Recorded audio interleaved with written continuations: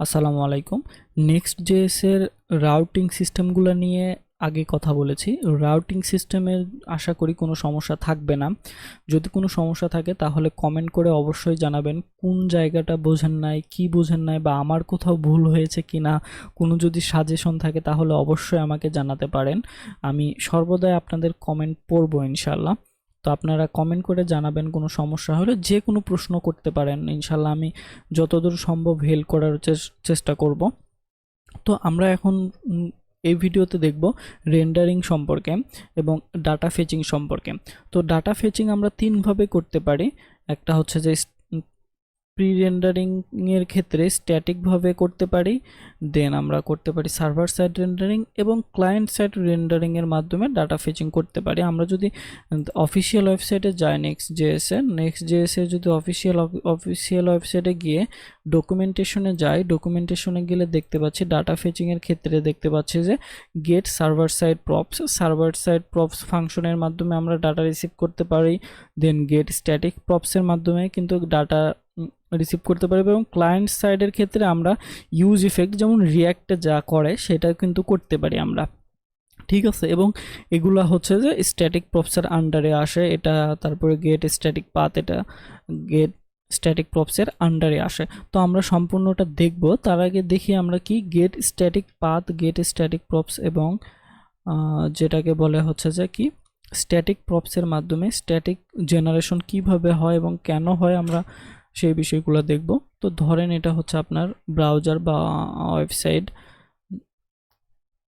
বা এখান থেকে আপনি আপনার ওয়েবসাইটটিকে ব্রাউজ করবেন। তার আগে কি করতে হবে? তার আগে আমাদের অবশ্যই ডেভেলপ করতে হবে ওয়েবসাইটটি। তো ডেভেলপমেন্ট করার পরে আমরা এমনভাবে বিল্ড করব যে প্রত্যেকটাই স্ট্যাটিক পেজ তৈরি হয়।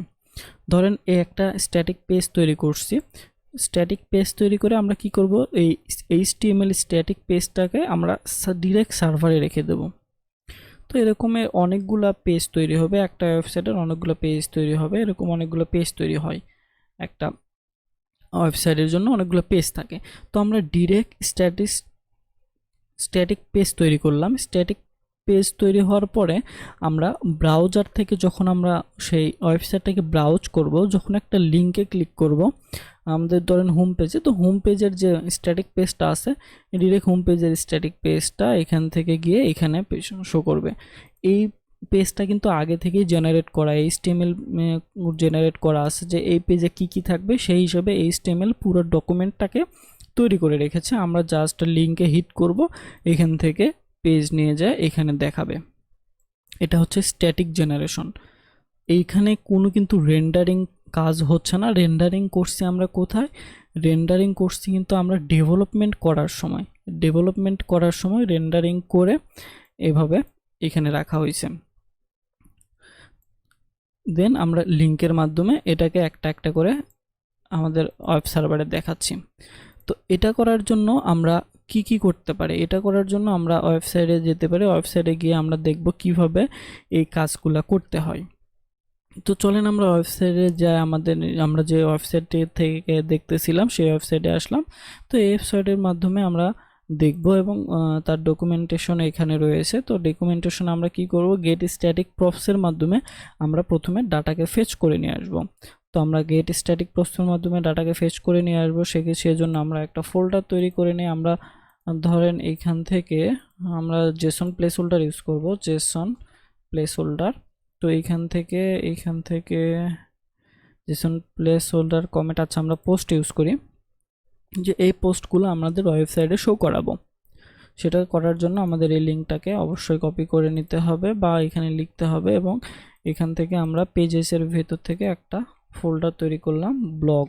ওকে, ফোল্ডার তৈরি করে ফোল্ডারের ভেতরে ইন্ডেক্স নামের ইনিশিয়াল পেজ তৈরি করলাম, এবং এখানে রিয়াক্ট, ওকে, এটা আমি শর্টকাট ইউজ করলাম। এটা দিলাম পোস্ট লিস্ট, যেহেতু আমরা পোস্ট লিস্ট এখানে শো করাবো, পোস্ট লিস্ট দিলাম। এখানে একটা হেডিং দেই,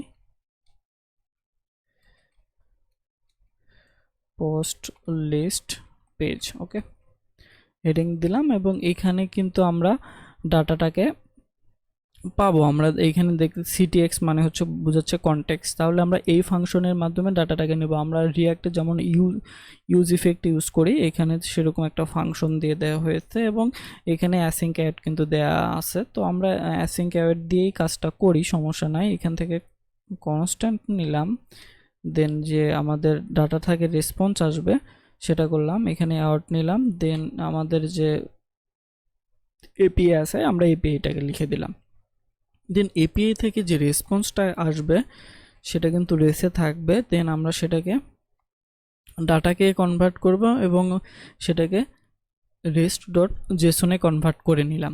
রেস্ট ডট জেসনে কনভার্ট করে নেওয়ার পরে আমরা এই ফাংশনটাকে রিটার্ন করব প্রপস আকারে, এবং সেটা তার ভিতরে ডাটা প্রপার্টির ভিতরে আমরা এই যে ডাটাটাকে পাইলাম সে ডাটাটাকে আমরা পাস করে দেব।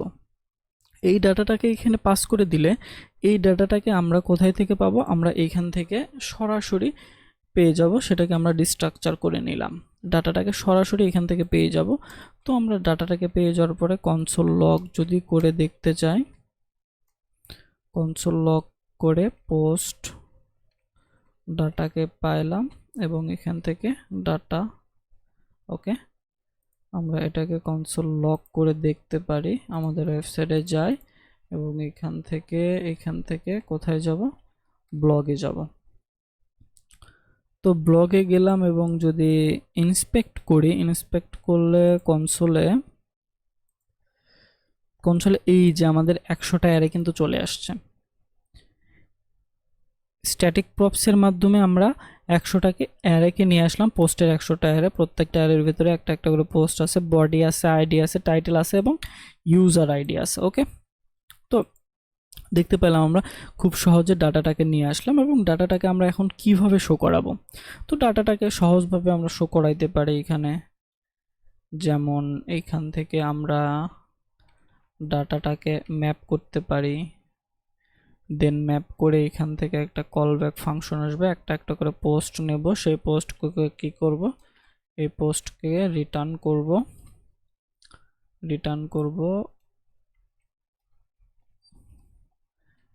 করব কি হিসাবে,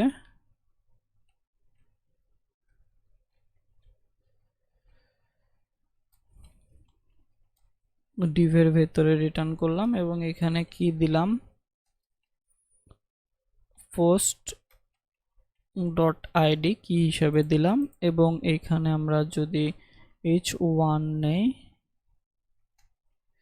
h1 এ পোস্ট ডট, ওকে, ডাইনামিক্যালি দিতে হবে, পোস্ট ডট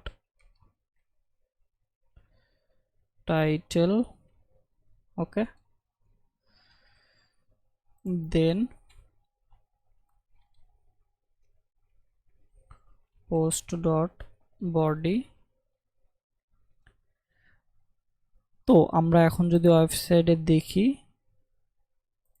রিলোড করি, দেন দেখতে পাচ্ছি আমাদের পোস্টগুলো কিন্তু চলে আসছে পোস্ট লিস্ট। আমরা যদি HR দিয়ে দিই দুইটা এবং এইখানেও একটা যদি HR দিয়ে দিই,